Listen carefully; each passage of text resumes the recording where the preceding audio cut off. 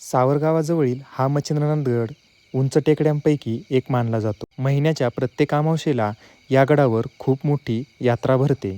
नवनाथांपैकी सगळ्यात मोठे असल्यामुळे यांना बडेबाबा म्हणून ओळखले जाते. गड खूप उंचावर आहे आणि गडाच्या खाली परत एक धोंडाई देवीचं मंदिर आहे. त्याच्याच खाली स्वयंभू अमृतेश्वराचं मंदिर आहे, ते आपण मागच्या व्हिडिओमध्ये पाहिलं. आणि इथे नाथबाबांची समाधी आहे. मंदिराचे काम चालू आहे आणि हा मंदिराचा आराखडा.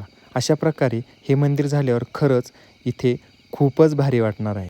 दररोज बाबांच्या आरतीनंतर इथे प्रसादाचं आयोजन केलेलं असतं आणि ह्या प्रसादाचा लाभ घेण्यासाठी आम्ही देखील लाईनमध्ये उभं राहिलो. इथून ताट घेतलं, त्यामध्ये जेवण वाढून घेतलं. मस्त लापशी, भात, सांबर अशा प्रकारे जेवण होतं. आम्ही सगळ्यांनी मिळून तिथे जेवण केलं. शरीरात थकवा खूप होता, पण आता मन आणि पोट समाधानाने दोन्ही चांगलं भरलं होतं. त्यानंतर आम्ही तिथून निघालो. दुकानांपाशी आल्यावर समर्थ आणि अद्वैतसाठी थोडीशी खेळणी खरेदी केली आणि मग खेळणी खरेदी केल्यानंतर ते दोघे एकदम खुश झाले. देवदर्शन, संतभूमी आणि कुटुंबासोबत घालवलेला वेळ यापेक्षा मोठी कोणती श्रीमंती नाही. आशीर्वाद मनात घेऊन आम्ही घराकडे निघालो.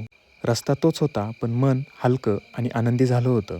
असा हा आमचा देवदर्शनाचा प्रवास इथे संपला, पण श्रद्धा आणि आठवणी कायमसोबत राहणार. रामकृष्ण हरी.